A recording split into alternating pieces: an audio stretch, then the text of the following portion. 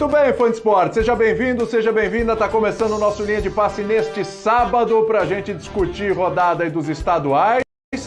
Olha, São Pedro fez chover no primeiro tempo e depois o São Paulo fez chover no segundo tempo, né? 4-0, atropelou o Santos no primeiro clássico da era Crespo. Tem o Flamengo com a molecada conseguindo mais uma vitória no Campeonato Carioca, 2-0. E toda a expectativa para cima aí da Copa do Brasil, né? Amanhã teremos campeão. Ou vai ser Palmeiras, ou vai ser Grêmio. E a gente vai falar sobre isso já aqui nesse Linha de Passe. Intervalo rápido e a gente volta daqui a pouquinho.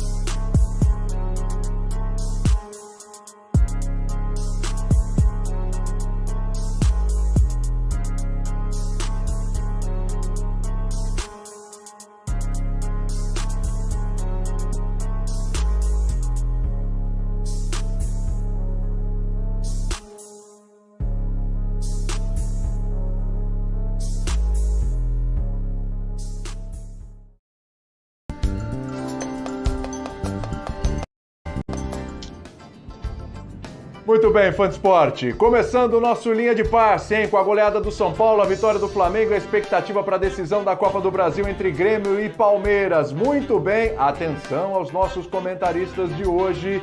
Teremos as participações de André Kfouri, João Guilherme, Mauro Naves e ele, Vitor Birner.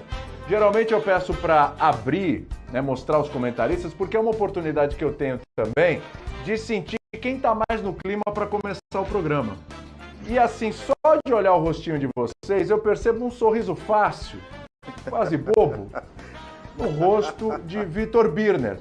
Acho que é porque é sábado, porque ele está feliz de fazer o Linha de Passe, porque fazia tempo que a gente não fazia programa junto, né, Birner? Você deve estar contente, eu também tô. Então vou passar a bola para você, Vitor Birner, porque o torcedor, ele é muito paixão. Então, 3 jogos apenas, mais 2 goleadas por 4-0 e ainda mais essa em cima do Santos no clássico, o torcedor já se anima demais.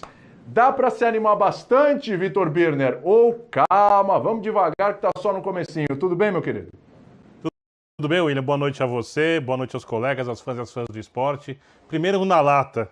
Meu sorriso é por ter o privilégio de fazer o programa com você novamente, ser contagiado pelo seu astral. Muito obrigado. Seu astral, que inclusive é parecido com o astral do torcedor do São Paulo. Tá bom hoje. Tem, digamos, todos os motivos hoje para ter uma noite de sábado feliz. Por mais que seja um jogo de estadual, foi um jogo onde tivemos possibilidade de futebol em metade do clássico apenas, no segundo tempo. E esse segundo tempo foi suficiente para o São Paulo fazer 4 gols. Se o seu Rojas toca uma bola, ao invés de finalizar, da boa condição para finalizar, o Pablo estaria livre e teria feito mais um. Se o Léo não fura na pequena área, o São Paulo teria feito outro. Se o Luciano, se não me engano, ele não deixa uma bola passar também na pequena área, o São Paulo teria feito outro. E o Volpi não fez nada no jogo. Ou seja, o São Paulo no segundo tempo deu um baile no Santos. Muito por conta de acertos do São Paulo e boas atuações individuais que a gente vai citar aqui ao longo do programa e por conta de erros santistas. Isso define alguma coisa para a temporada? É óbvio que não.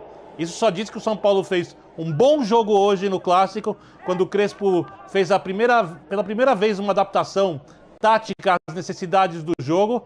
A adaptação foi correta, mas a temporada é longa, tem momentos tensos, a gente conhece o ambiente no São Paulo e é bom ter os pés no chão. Hoje é dia de felicidade, ou amanhã, só Deus sabe. Muito bem. João Guilherme, defina esta goleada tricolor em uma palavra e justifique, por favor. Boa noite para você. Passeio. Passeio. Muito boa noite. Passeio. Boa noite, tudo bem, William? Prazer estar aqui com você e concordo plenamente com o que disse Vitor Birner. É um prazer estar com você, com todo o seu alto astral, a sua alegria. Um abraço para o Birner, para o Mauro e também para o André e para o fã de esporte. Um passeio no segundo tempo. O Vitor definiu muito bem. O primeiro tempo, com uma forte chuva, uma partida equilibrada, porém o São Paulo já se mostrava mais ativo no jogo. E no segundo tempo, o São Paulo dominou completamente, era para ter sido uma vitória ainda mais elástica. Me chama a atenção, olhando aqui um tweet do jornalista Rodolfo Rodrigues, que a última goleada do São Paulo em cima do Santos tinha acontecido em 1993. Existiram várias goleadas no Clássico Sansão, dos dois lados, mas do lado São Paulino, a última tinha acontecido, uma goleada expressiva como a de hoje, em 1993. E um ponto que está me chamando a atenção nesse time do Hernan Crespo, que ele disse na coletiva que já tem uma identidade, é o Pablo, que é a contratação mais cara da história do São Paulo, que até então vinha passando por momentos em que ele não conseguia se firmar, e esse início do Crespo no São Paulo parece ser muito promissor para o Pablo. Há uma expectativa de que ele possa engrenar. E ele vem começando muito bem sob o comando aí do técnico argentino. Interessante que os reforços do São Paulo, eles podem estar justamente, não é que eles estão chegando, mas eles já estão no elenco. Eles podem render Rojas e Pablo, para falar de dois aí, hein? A gente vai comentar sobre eles. Mauro Naves, boa noite para você. Quem fez mais chover hoje no Morumbi, São Pedro ou São Paulo? Boa noite, William. Boa noite, companheiros. Abraço quem está em casa. Não sei se eu fiquei tão empolgado a ponto de achar que foi muito merecimento do São Paulo, não. Eu achei que o Santos errou mais até do que o São Paulo acertou. Óbvio, você ganha de 4-0, tem méritos. Parabéns ao São Paulo, parabéns ao torcedor que está feliz. Mas acho que aproveitou muitos erros do Santos, né? O Santos errou muito. Se olhar todos os gols, praticamente, tem detalhes assim que normalmente não teria que acontecer. Não teria que acontecer. É o goleiro que não sai, golaço do Pablo, mas indecisão do goleiro para sair. Ele começa a sair e volta. Gol contra do Luciano, ok, boa jogada. Ninguém chega nele, ele vai, passa por um, passa por dois, bate cruzado e entra. Enfim, o gol do Tietê, maravilhoso. Que tapa lindo ali, ele gosta de fazer daquele jeito. Mas você olha o começo da jogada, a bola no pé do Santos. Enfim, acho que o Santos errou demais para deixar o São Paulo tão empolgado. Nossa, foi demais, agora nós embalamos, etc. e tal. Acho que o torcedor do São Paulo tem todo direito, claro, depois do 4-0 ficar alegre. Como diz o João, aí faz tantos anos que não acontecia isso. Mas do outro lado, acho que os motivos são maiores para o Santos ficar preocupado, porque tem uma Libertadores já agora aí, vai depender muito da volta de um Marinho, muito, muito. E a gente sabe que quem vem de Covid não volta 100%. Tomara que isso não aconteça com ele. Mas, enfim, vamos torcer para o Santos se recuperar até o jogo da Libertadores, inclusive animicamente, psicologicamente. Uma vergonha o primeiro tempo com aquele campo, né? A gente vê lá dois técnicos estrangeiros olhando para o Morumbi, né? Um palco do futebol brasileiro e aquela piscina toda, eles devem ter ficado preocupados, né? Imaginando que de repente vão jogar em coisas ainda mais complicadas, em campos mais complicados. Tivemos já essa semana a Arena do Corinthians também num clássico com muito problema de água, que pode ter determinado até o resultado do jogo, né? Muitos acham que se o campo não encharca, o Palmeiras podia ter goleado, enfim. E hoje de novo, né? Muitas jogadas complicadas por causa da água, enfim. Mas que o Santos se recupere. A gente sabe tudo aí da meninada, está colocando muitos meninos, está começando um trabalho. Dois times muito distintos, né? Não só pelo início de trabalho, não que o Crespo já esteja aí há 9 meses, parece que são só 9 dias, mas já está acompanhando, e o São Paulo tem um time que é praticamente o mesmo, né? Que terminou aí o brasileiro, ao contrário do Santos, e com os jogadores sendo recuperados, como vocês disseram, né? Jogadores como o Pablo jogando mais do que estavam jogando. Então, o São Paulo estava muito mais forte para esse clássico. Sim. Bom ponto, Mauro. Deixa eu te fazer uma pergunta, André. Boa noite para você. Hoje o torcedor do São Paulo, ele sai mais animado ou o torcedor do Santos sai mais preocupado? Onde a intensidade é maior? William, boa noite a todos. Um abraço a você. Fazia tempo que não nos víamos, claro. Abraços aos companheiros aí distribuídos na tela. Infelizmente ainda estamos distantes. E uma ótima noite aos fãs de esporte que nos acompanham. Depende do tipo de torcedor. Hoje é sábado à noite. As personalidades, às vezes, elas se intensificam. Principalmente depois de um jogo como esse. E eu acho que dá para equilibrar. Dá para equilibrar entre a satisfação que o São Paulino sente nesse momento, mas eu acho que precisa ser uma satisfação sóbria, como disse o Vitor, e a preocupação do santista, que também tem certos atenuantes, eu creio. Muitos jogadores do Santos não puderam atuar hoje. Foi a estreia de um técnico que evidentemente está conhecendo o clube, está conhecendo o elenco, está engatinhando no seu trabalho, que pretende dar ao Santos todas as características que o Holan destacou ao ser apresentado, um futebol para frente, um time que seja fiel às tradições santistas de sempre querer a vitória. Não foi isso que a gente viu hoje na primeira atuação do Holan. Mas no dilúvio que foi o primeiro tempo, mais pelas condições do gramado do que pela chuva, evidentemente, eu até achei que nesse jogo de adaptação, porque o primeiro tempo foi isso, adaptação às condições, adaptação ao que era possível fazer, eu achei o Santos um pouco mais consciente até do que o São Paulo.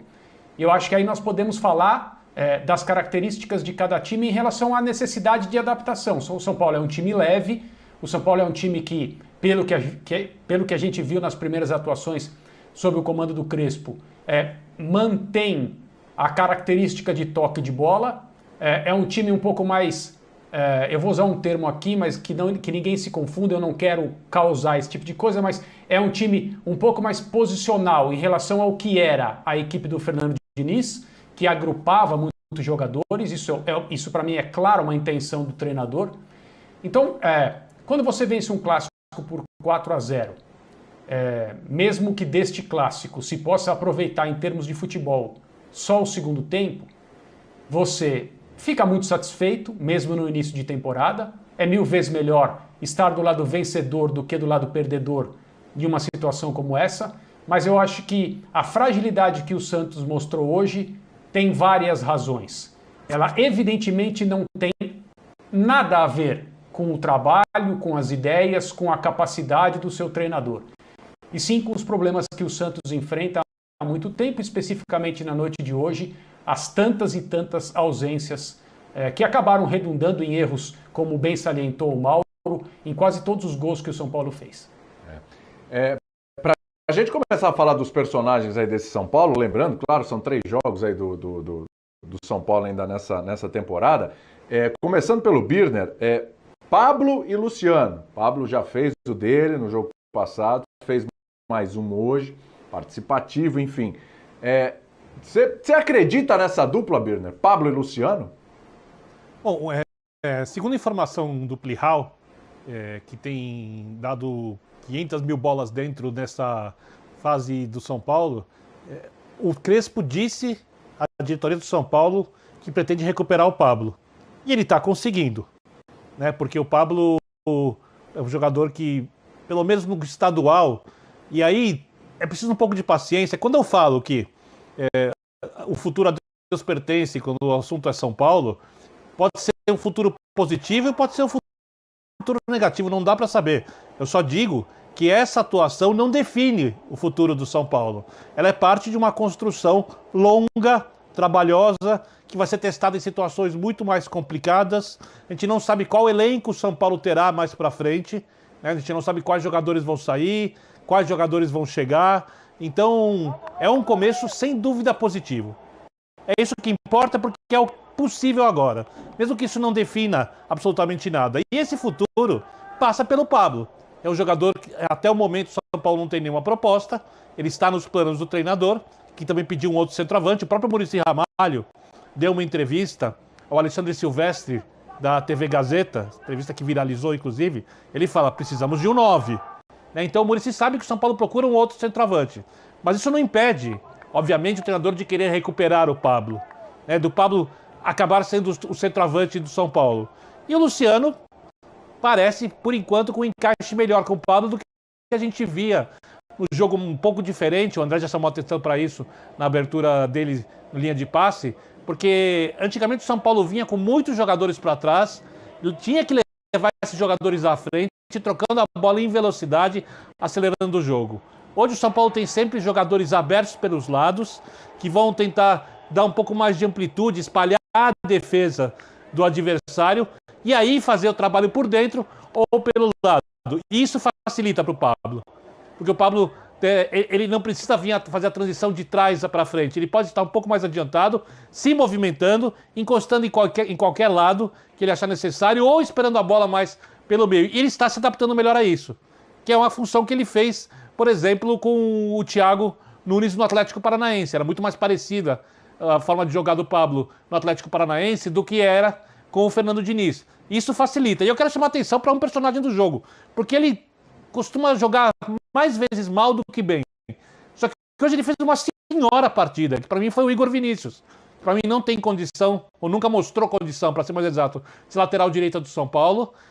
Mas ali, hoje ele jogou demais, principalmente no segundo tempo, quando o Crespo coloca o Rojas, segura o Igor Vinícius um pouco mais da direita, continua soltando o Reinaldo, tira o Arboleda, quer dizer, tira o terceiro zagueiro, segura o lateral direito, porque sabe que por aquele lado é o lado do Soteldo, e era necessário um cuidado especial. Ele, além de ganhar todas as bolas atrás, faz um lançamento pro Pablo no terceiro gol, que eu juro, eu olhei duas vezes, eu olhei Igor Vinícius, eu falei, devo estar errado. Olhei de novo, sim, Igor Vinícius. Então hoje ele teve uma atuação, para mim, a melhor dele do São Paulo. Alguns dizem que foi uma outra partida contra o Santos, outros citam 2-0 contra o Palmeiras no Allianz Parque, mas para mim a melhor atuação dele pelo São Paulo. E eu não posso saber se esses caras vão conseguir manter o nível de agora em diante. Mas uma coisa é certeza, o jeito que o São Paulo joga hoje é mais fácil para o Pablo do que era o jeito que o São Paulo jogava com o Fernando Diniz. William, tem um aspecto interessante em relação à atuação. A gente comentou aqui em outros programas também. No jogo contra a Internacional de Limeira, o Crespo insistiu com o terceiro zagueiro, mesmo ficando com um homem a mais desde o primeiro tempo, com a expulsão de um jogador da Internacional, e depois, com o placar já a seu favor, ele manteve esse sistema, e sem ouvi-lo falar a respeito disso, a gente só pode fazer aqui a leitura de que ele está, nesse início de trabalho, usando todo o tempo possível, mesmo em competição, mesmo durante jogos, para fixar certas ideias. Então ele tem um sistema que é base, que faz a bola sair com os 3 homens de trás. E mesmo quando isso não for necessário, contra um adversário frágil, um a mais, ganhando o jogo, ele manteve esse sistema quando a Inter de Limeira só tinha um jogador mais avançado, o terceiro zagueiro, não tinha necessidade de estar ali. Hoje, ele faz a troca num jogo de 11 contra 11, no momento em que o gramado começa a secar e que talvez ele tivesse todos os argumentos a seu favor para manter o sistema, porque no primeiro tempo não foi possível fazer aquilo que ele preparou o São Paulo para fazer hoje. A permanência de um terceiro zagueiro, especialmente o que ele tira para entrar o Rojas na chuva, com o gramado molhado e um jogo estritamente aéreo, falando assim, era justificável. Quando começou a secar, ele acelerou. Eu acho que ele deu um passo à frente. Falou, eu já tenho confiança para fazer essa mudança, para fazer uma linha de 4 defensores e colocar o jogador de velocidade pelo lado, que no final das contas a gente pode dizer, ajudou o São Paulo a mudar o jogo e conseguir a vitória. Então, o próprio Crespo, sem tempo, sem treino, já está começando, ele fez isso num clássico hoje, no pequeno período do jogo, metade, em que era possível olhar para o gramado e falar, agora a gente pode colocar em campo o que treinou. A gente tem um trechinho aqui da coletiva do Crespo, falando justamente sobre a equipe, e tem a ver, evidentemente, com os personagens que a gente está discutindo aqui, com o jeito de jogar. Lembrando, são 9 dias, né? O cara quase não deu treinamento. Vamos ver aí. Vamos a hablar de Miranda y también de Orejuela. Esto indica que el club se está moviendo también. Entendemos que el plantel, queremos un plantel competitivo en todas las líneas. Creo que la llegada hacia de Orejuela y Miranda nos va a dar esa competencia, sobre todo en los momentos claves de este inicio de año, ¿no? Cuando empiece Copa Libertadores y Paulistao, va a haber muchos partidos de altísima exigencia, entonces este plantel necesita un recambio para mantener el mismo nivel y bueno, estamos completando el plantel despacio, pero bueno, primero darle la bienvenida a ellos, pero fundamentalmente hoy la noche del grupo que está hoy aquí, que concentró aquí, todo el grupo, el que estuvo en el banco, que no entró, los que entraron 5 minutos, los que entraron 10, todos han hecho un partido excepcional. Você vê que o Crespo já está falando do Miranda, que foi confirmado hoje pelo presidente do São Paulo, e o Crespo está falando também sobre o Orejuela, que também vai chegar aí ao tricolor do Morumbi. O João e aí Guilherme, ele vai continuar com 3 zagueiros ou não? Quando ele tiver o Miranda, ele vai continuar com 3 zagueiros? Porque o Orejuela é um cara mais para atacar, para descer, do que propriamente defender. A gente está imaginando essa ideia inicial dele de 3 zagueiros para liberar bastante os laterais, principalmente esse que está chegando aí. Mas se ele sentir firmeza no Miranda, aí vai precisar de 3 ali para liberar os laterais, ou ele vai mudar de ideia? Eu acho que vai ser interessante quando ele tiver o Miranda em forma, evidentemente, o Orejuela já treinando com eles e tal. Orejuela. Para a gente ver Orejuela, se ele mantém essa ideia de 3 zagueiros ou não, porque imagina-se que seja para liberar o lateral, né? Os laterais, né? O Reinaldo já gosta muito disso também pelo lado esquerdo. Pode falar aí, João, que eu ia passar para você. Era nessa linha mesmo do Mauro. O Mauro matou a pau agora, era nessa linha. Vai lá, João. Em relação ao Miranda, eu acho que ele tem todas as condições de jogar ali no esquema com 3 zagueiros, até porque o Miranda já vem... não é aquele Miranda que saiu do São Paulo para ter uma carreira muito bem sucedida na Europa, é um Miranda que estava jogando no futebol menos competitivo, que é o futebol chinês, que volta com muito mais experiência e que pode ajudar muito ali o sistema defensivo. Acho que seria interessante. É claro que, como o André colocou, depende muito da circunstância, do jogo, do adversário, do planejamento tático, mas essa ideia de 3 zagueiros com o Miranda entre eles, me parece ser bem interessante nessa bola levantada aí pelo Mauro Naves. Acho que é uma ótima contratação, né? Ele vai dar um equilíbrio à defesa do São Paulo exatamente por este ponto de experiência. E estando bem protegido, com o time bem arrumado, como parece estar começando a ficar com o trabalho do Hernan Crespo, que é um treinador que tem ideias muito interessantes, acho que o Miranda vai acrescentar muito ao São Paulo. Acho que ele pode jogar, se ele estiver em forma, essa é a grande questão. A questão não é o sistema, é a forma do Miranda. O Miranda estava bem no futebol chinês, era titular absoluto da equipe, algumas vezes eleito o melhor jogador da partida, mas a gente tem que ver o Miranda jogando em nosso futebol, com o nosso calendário, né, com a nossa rotina, jogando a Libertadores. Aqui o nível de intensidade é outro, o nível de exigência é outro, né, para saber a forma do Miranda. Ele em forma, ele pode jogar de ambos os jeitos. Pode jogar na posição do Léo, na linha de 3, que o Léo está jogando pela esquerda. Miranda, inclusive, se tiver em forma, tem velocidade para fazer combate na lateral. Eu, por exemplo, acho que o Miranda foi o melhor jogador da eliminação do Brasil contra a Bélgica, né? Fazendo combate no Lukaku, quando o Lukaku caía na direita, né? Principalmente no segundo tempo ali, ele conseguiu resolver uma boa parte dos problemas que o Brasil teve no primeiro tempo. E aí estou pegando um jogo de alto nível para citar como exemplo. E o Miranda, se não tiver em forma plena, ele pode também, porque tem senso de cobertura, fazer um zagueiro da sobra, porque o jogador da sobra da linha de 3, né, porque o São Paulo não joga com jogador de sobra, joga com 3 em linha. Mas, eventualmente, se um tiver que sobrar, porque os dois jogaram um pouco mais adiantados, é muito mais uma questão de inteligência, porque você tem uma chance para dar o bote, inteligência tática, inteligência de leitura de jogo, né, de velocidade de bola, qualquer coisa. E o Miranda tem essa capacidade. Então eu acho que o São Paulo vai jogar, no final das contas, mais vezes. É bom que o São Paulo tenha mais de um sistema. E é bom que o Crespo trabalhe isso. Da forma com que o coletivo se adaptar melhor. E o Miranda acho que pode se adaptar a ambos os jeitos. Uma vez eu vi um técnico dizer que não gostava muito, vou falar o nome, não vem ao caso, dizer que não gostava muito do sistema com 3 zagueiros porque você precisava necessariamente ter 3 bons zagueiros no elenco. E aí fica mais difícil. Essa era a argumentação.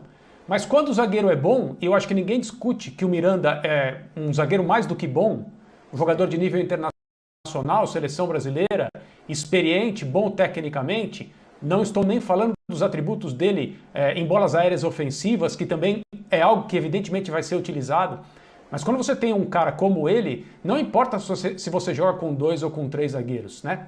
Ou se você precisa fazer qualquer adaptação de emergência num jogo e transformar o seu time, modificando o seu sistema defensivo. Este tipo de jogador só vai te trazer soluções em qualquer tipo de situação. Sem dúvida. Ô, Birner, só uma coisa aqui. Você tem alguma dúvida com relação ao Miranda? Você falou, tem questão da forma física e tal. Você tem alguma pulga atrás da orelha com relação ao Miranda? É a reentrada, né? É a reentrada. Exatamente isso. William, por exemplo, vou citar outro jogador, o Hulk. Era um jogador em nível europeu, quando foi vendido para a China por uma fortuna, escolheu a proposta financeira, tinha mercado na Europa, em clubes de bom nível. Eu acho que o Hulk vai fazer sucesso no futebol brasileiro, mas eu prefiro esperar para ter certeza. É a mesma opinião que eu tenho sobre o Miranda.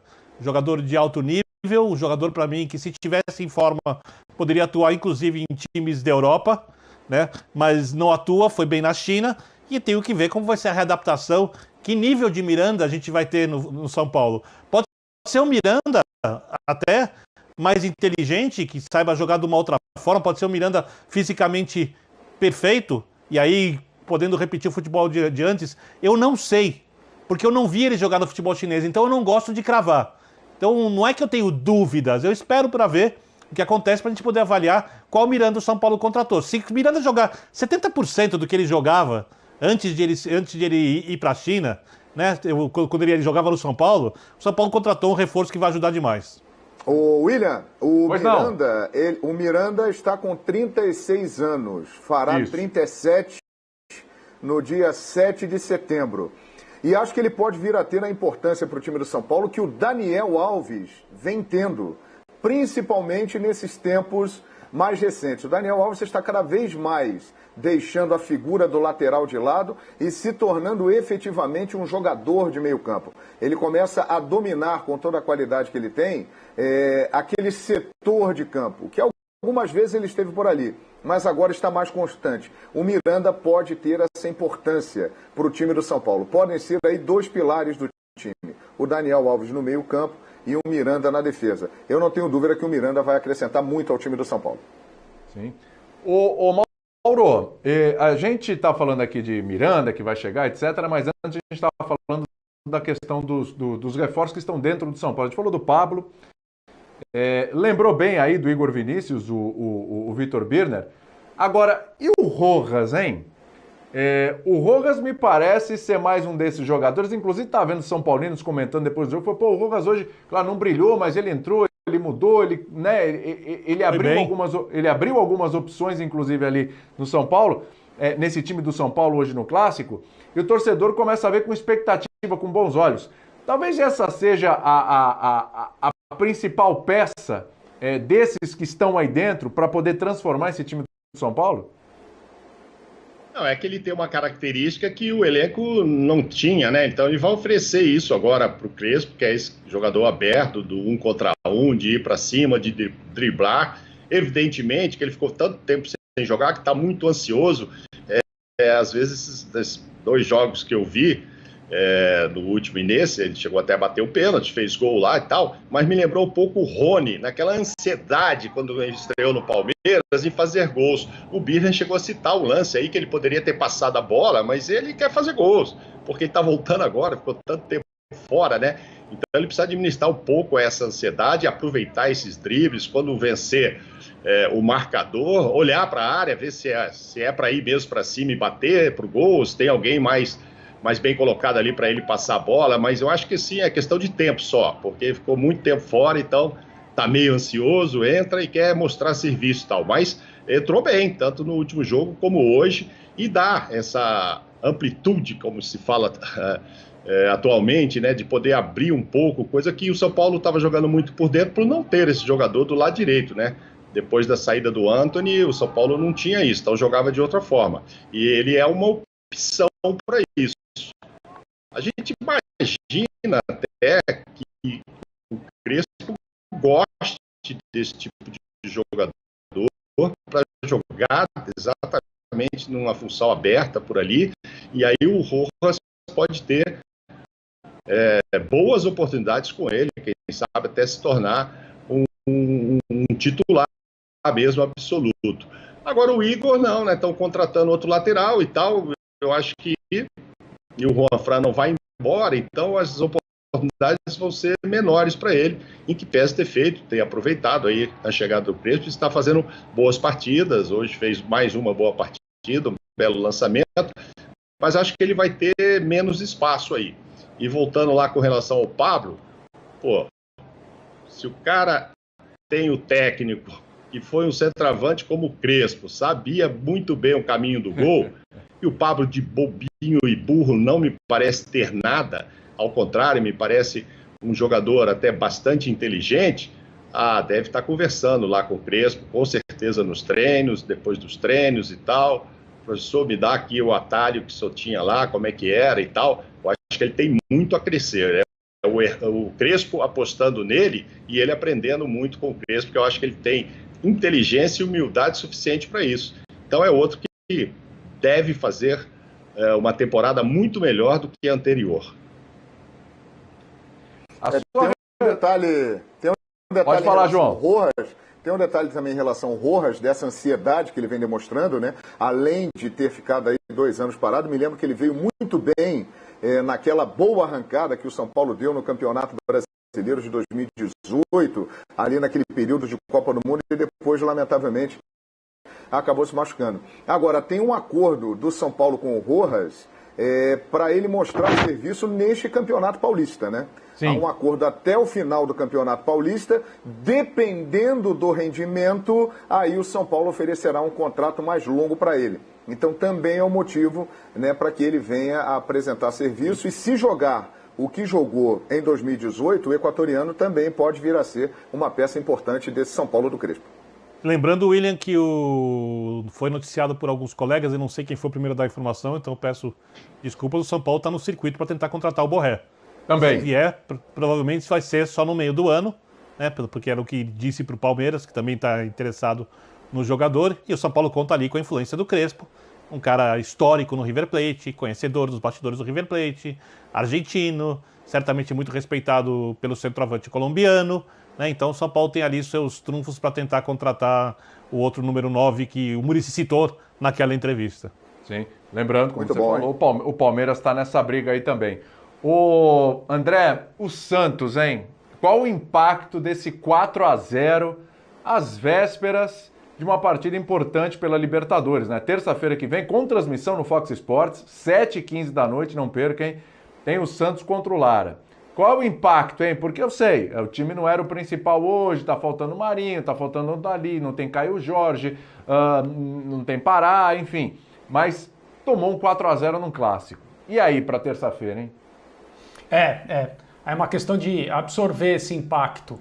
A comissão técnica, evidentemente, não tem nada com isso e para ela, embora o resultado seja desagradável, em relação ao que foi planejado, evidente, né? É óbvio. Nada muda, não aumenta a pressão, não se fica mais tenso a respeito do trabalho que está por vir, o que vem pela frente. O que todo mundo que trabalha no futebol do Santos sabia é que esse jogo pela Libertadores já estava marcado. Há uma espécie de, havia pelo menos, né, com a entrevista recente dada pelo presidente do Santos, uma questão de investir ou não o dinheiro necessário para que o Santos viaje de voo fretado. Essa é uma questão interessante e importante, porque para que o futebol tenha qualquer chance de continuar com os torneios, as suas programações de jogos, nós estamos falando no fim de uma semana em que a data de eliminatórias para o mês de março foi adiada pela Conmebol, depois de se reunir com a FIFA, por causa da impossibilidade da convocação de jogadores que atuam fora do Brasil. Isso evidentemente vale para todo mundo. Então eu só estou falando isso por causa das questões relacionadas aos deslocamentos. É muito complicado. E é óbvio que tem que ser só em voo fretado, né? Não deveria nem haver dúvida em relação a isso. E o custo para o futebol me espanta que as pessoas estejam incomodadas. Mas custa muito, né? Eu tenho dificuldade para acreditar que não haja dinheiro no mundo do futebol para cuidar da saúde dos jogadores. Mas esse é outro assunto. Eu acho que agora o discurso é baseado nas ausências, porque o Santos hoje não pôde ser o time mais forte que pode ser, é claro, por causa dos jogadores que não estavam disponíveis. Nem todos estarão disponíveis na terça-feira, mas alguns estarão.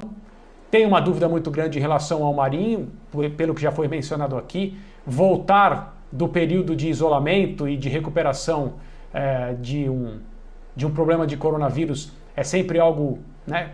É mergulhar no incerto, mas tomara que o Marinho não sofra muito tempo com isso. E continuar solucionando problemas. O Santos, desde a administração anterior, digamos assim, sob o comando do Cuca, é aquele cara do circo internacional da China que está com a bicicleta de uma roda só, indo para frente e para trás e empilhando 55 pires com as xícaras. Mas talvez em algum momento já aquilo que vai ser empilhado não é uma questão de não poder cair para se espatifar em 1000 pedaços. Começa a machucar também o malabarista. E é algo complicado. O Holan está recebendo agora as instruções sobre como lidar com isso. E é só mais uma questão que ele vai ter que administrar. O Santos não vive um momento de tranquilidade em nenhum aspecto. E vai demorar ainda para chegar a essa posição. Lembrando que o Holan tem contrato até 2023. Isso. Não foi feito um contrato pequeno. A multa de rescisão no primeiro ano de contrato é de 4 salários, qualquer lado, de 3 salários depois. E o Santos deve 15 milhões de reais para seus ex-treinadores que foram demitidos ou que não receberam o combinado. Você olhar para o técnico agora, mesmo se o Santos for mal contra o Lara, mesmo se o Santos for eliminado da Libertadores, é uma loucura. Tanto do ponto de vista técnico, quanto do ponto de vista tático, quanto do ponto de vista financeiro. O Santos fez uma aposta de longo prazo. O Holan já provou capacidade em outros clubes. Se o Santos tem algum problema, provavelmente está no elenco. O técnico, mesmo que não faça o melhor trabalho do Brasil, me parece capaz de fazer um bom trabalho na equipe santista. Vamos para um rápido intervalo aqui no Linha de Passe. Na volta a gente fala sobre essa vitória do Flamengo, hein? 2-0, a molecada com 100% de aproveitamento. Vitória hoje para cima do Nova Iguaçu. Intervalo é rápido, a gente volta já.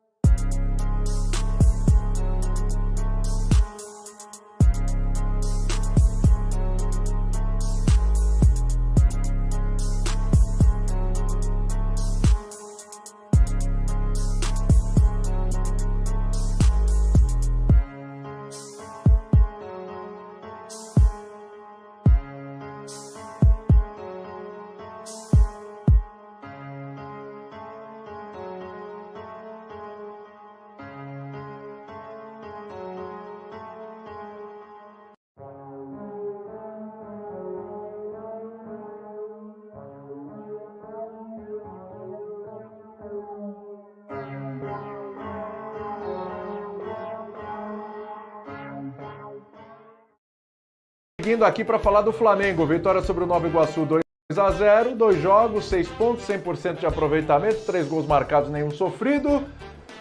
Tem coisas pra gente falar, mas, João, é o Michael, né? Porque a molecada vai muito bem, etc., mas o Michael abre mão de férias, quer ter oportunidade, não gostaria de ser negociado por empréstimo ou qualquer outra forma. Ele quer provar que ele tem condições de ficar nesse elenco.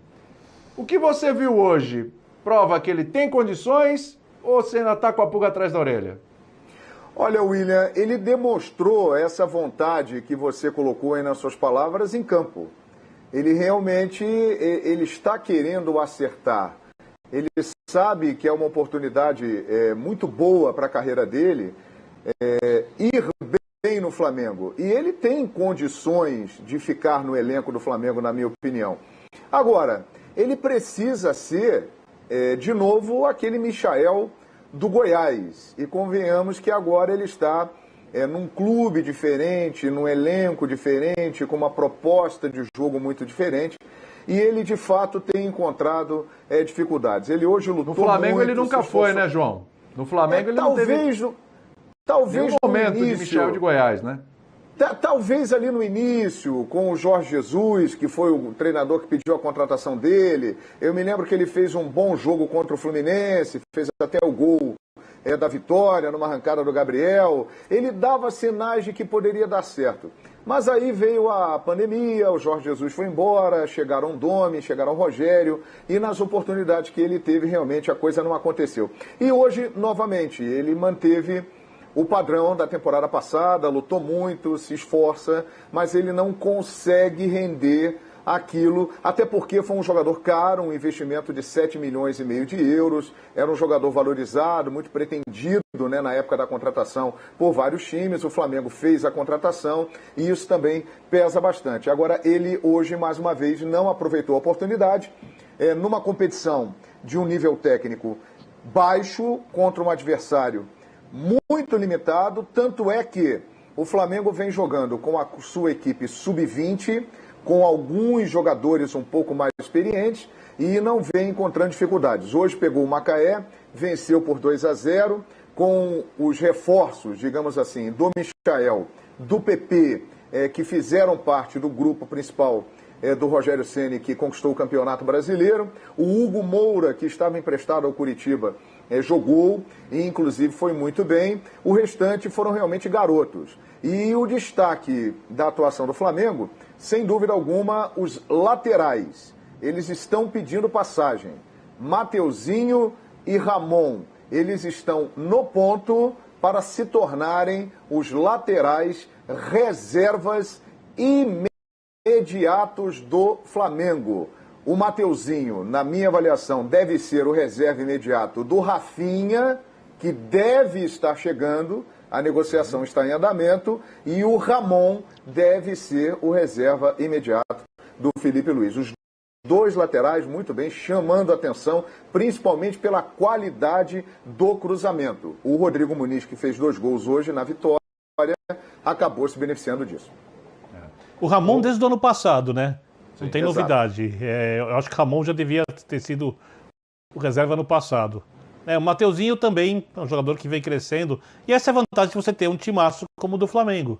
Você tem muitos jogadores de alto nível que dão sustento à equipe e, eventualmente, o jogador mais jovem pode ter tempo para conseguir desenvolver o seu futebol. E eu acho que isso vale também para o Michael, porque eu vejo 3 opções básicas. Uma, na verdade, nem existe, que seria uma proposta de alguém pelo Michael para o Flamengo ter lucro ou para o Flamengo reaver o que gastou, caso ache que o jogador não vai deslanchar. Essa é uma opção. A outra opção é dar tempo ao jogador, porque o Flamengo pode se virar muito bem sem ele, com os outros atletas que tem, e fazer o time jogar bola de qualquer jeito. A terceira opção é você queimar o cara porque jogou mal contra o Macaé. Vou me livrar, não serve mais. Essa me parece a mais maluca e sem nexo. Então essa não é uma opção, na minha maneira de ver. Então que se dê tempo a ele e ele que se vire para conseguir repetir o futebol e até evoluir que ele mostrava no Goiás. E esse tempo deve ser o Campeonato Carioca, né? O Maurício Souza que está dirigindo a equipe, enquanto o elenco principal e o Rogério Ceni não voltam, já sinalizou que vai dar exatamente ao Michael esse ritmo de jogo e essa sequência de jogos no Campeonato Carioca. É uma oportunidade realmente que ele tem para mostrar serviço. Ô, João. Sim, sem dúvida. Ô, João, Pode dentro falar, Mauro. dessa sua avaliação, João, o Flamengo passaria a ter aí 2 boas moedas de troca, né? Caso vá atrás de um ou outro reforço pontual aí que o Rogério queira, né? Porque teria 2 jogadores experientes para serem dispensados, né? O Isla e o René, né? Eu acho que se esses 2 aí passam a ser os reservas diretos, esses 2 meninos, o Flamengo não vai precisar ficar com esses 2 experientes, né? Então, se aparece aí uma oportunidade de mercado, de fazer uma troca, colocando um dinheiro a mais, dependendo da qualidade do jogador que o Flamengo vai buscar, são 2 jogadores que eu acho que teriam mercado, né? E bom preço até. Eu não sei, Mauro, se é a ideia do Rogério Ceni. É uma avaliação. Não, eu estou dizendo se o Rogério comprasse a sua ideia. Os 2 jogando, se o Rogério comprasse a sua ideia. Eu acredito que eles estão prontos aí para ficarem ali no lugar. Agora, o Rafinha ainda não está acertada a contratação, né? Então ele pode não vir, mas a tendência é que venha. Não vindo, o Isla estaria ali como titular, né? Pelo menos o Rogério Ceni indicou isso na conquista do Campeonato Brasileiro. Agora, em relação ao Ramon, que disse o Birner, né, que desde o ano passado mostra um bom futebol, curiosamente, o Mateuzinho teve mais chances que o Ramon.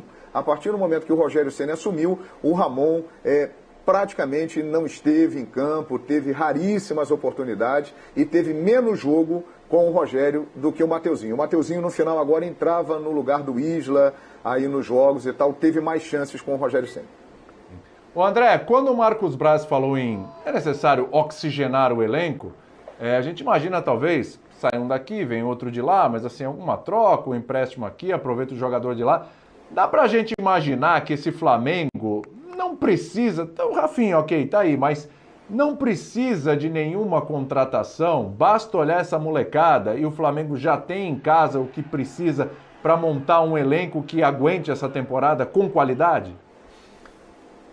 William, mesmo para equipes que são compradoras, né, e o Flamengo, depois que readquiriu o seu potencial de investimento, e é claro, nós estamos falando numa época em que essa parte financeira para os clubes de futebol foi severamente atingida pela conjuntura mundial, por causa do vírus e tudo mais, mas o Flamengo continua sendo, porque as dificuldades se apresentam para todos, e aqueles que fizeram as coisas bem feitas nos anos anteriores, evidentemente estão numa posição melhor do que os que não fizeram, e o Flamengo as fez.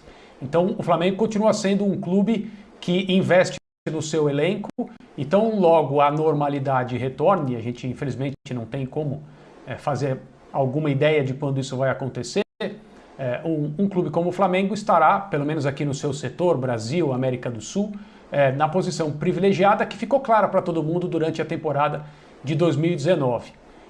Mesmo para essas equipes, não existe notícia melhor do que aquilo que o João disse.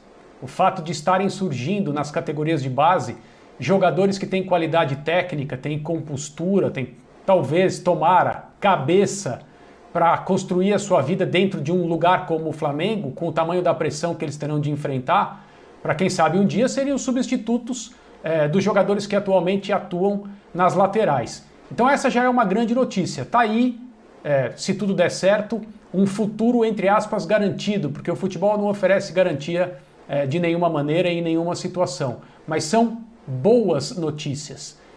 Isso faz com que o clube não se sinta pressionado para ir ao mercado e trazer como se sentiu durante 2019, né? A gente sempre usa esse exemplo aqui. Quando o Felipe Luiz e o Rafinha não podiam jogar por qualquer circunstância, o Flamengo sentia muito. Os substitutos não só não estavam à altura, como levavam a um declínio técnico quando jogavam. Aliás, no jogo em que o Michael, se não me engano, eu não me lembro exatamente da escalação do Flamengo, mas no jogo que o Michael pelo Goiás fez uma ótima partida e talvez ali tenha colocado uma semente bem importante na sua futura contratação, o espaço entre o lateral direito e o zagueiro do Flamengo foi muito bem utilizado. A única maneira de atacar o Flamengo durante aquele Campeonato Brasileiro foi por ali.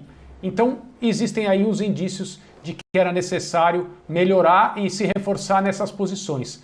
Agora, talvez isso não seja verdade. Talvez também esses jogadores não sejam para uso imediato, mas eles já estão aparecendo. Eu acho que a volta do Rafinha é muito interessante pelo conhecimento que ele já teve do clube durante uma temporada histórica, pelo que ele representa em termos de experiência, a contribuição técnica, óbvio, que ele pode dar. Mesmo que a substituição a ele com o Isla seja muito menos problemática do que era em 2019. Mas é importante, sim, o Braz usou o termo oxigenar, né? Eu acho que aí ele está falando de renovação, evidentemente, porque os jogadores vão ficando mais velhos e alguns deles provavelmente não poderão fazer o que vem fazendo durante mais muito tempo, e também o estímulo da competição interna, né? Gente com fome, porque esse grupo é um grupo ganhador. O Rogério disse, né? A TV do Flamengo mostrou uma parte da conversa do Rogério com os jogadores antes da última partida, embora o São Paulo tenha perdido para o Flamengo. Ele falava assim: vocês já ganharam, né? Já ganharam tudo.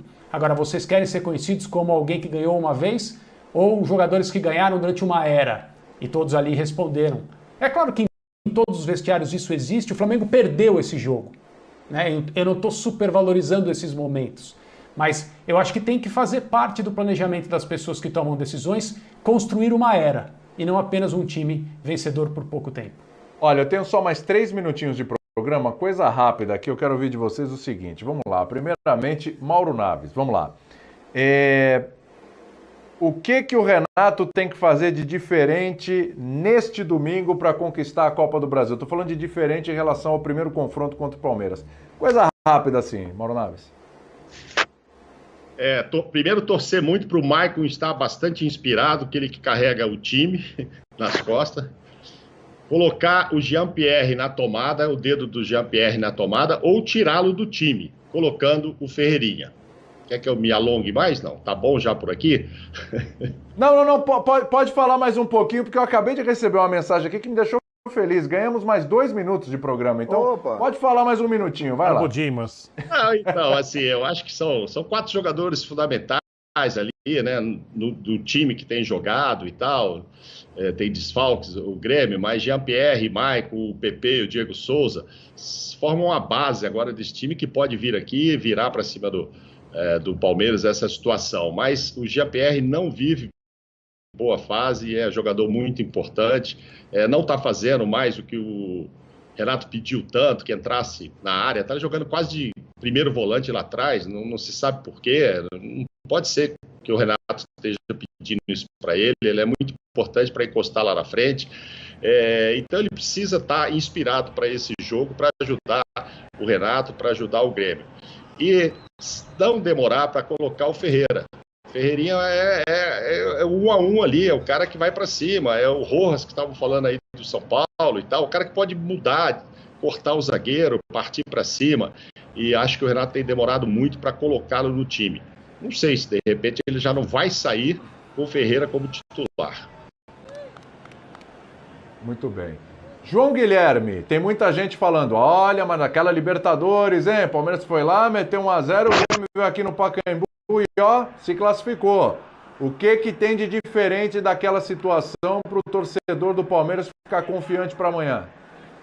Muita coisa. Primeiro, o Everton Cebolinha estava jogando uma barbaridade, né? Era um jogador que vinha desequilibrando e acabou desequilibrando aqueles confrontos. E aquele Grêmio jogava um futebol muito melhor do que esse. O Grêmio do Renato, ele não vem jogando bem há algum tempo. Então, como o Mauro Naves disse aí, esses jogadores citados, eles têm que voltar a apresentar um bom futebol.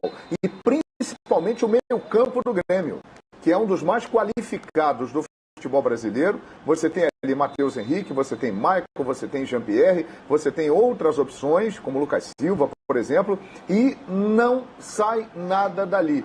O Grêmio congelou. Se o Grêmio continuar jogando como nas últimas partidas, ele terá uma chance muito pequena contra o minutos do segundo tempo. O Volta Redonda venceu, o Vasco acumula 2 derrotas nesse campeonato. A gente volta já. E faz!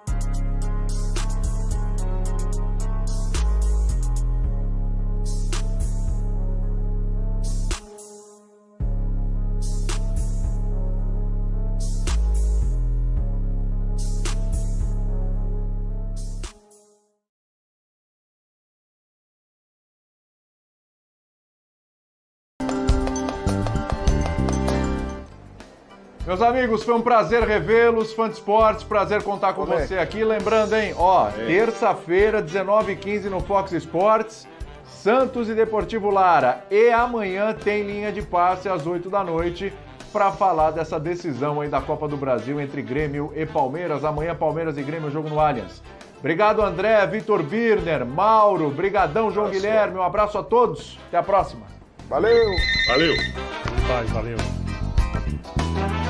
Chegou a entrega, hein? Chegou a entrega. Opa! Chegou a pizza. É a pizza. Chegou a pizza.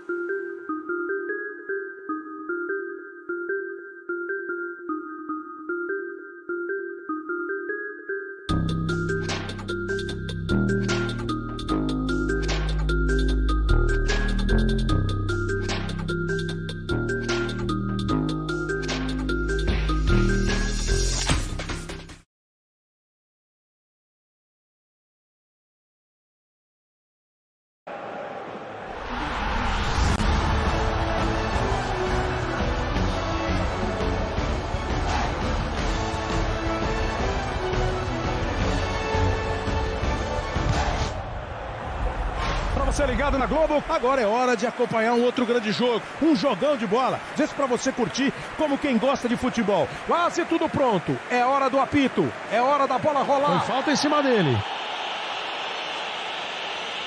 Cartão amarelo, chegou pesado ali, fez a falta e toma o cartão amarelo.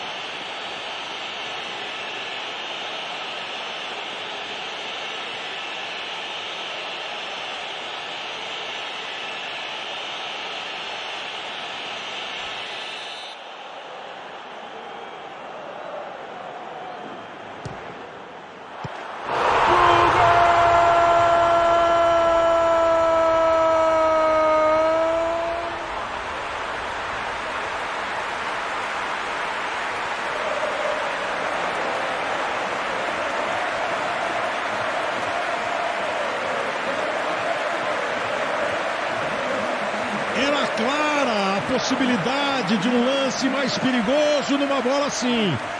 Com estilo, né, Cleber? E a bola parada no jogo desse tipo, quando você não tem muita criatividade, ela é fundamental e determinante, como foi até agora.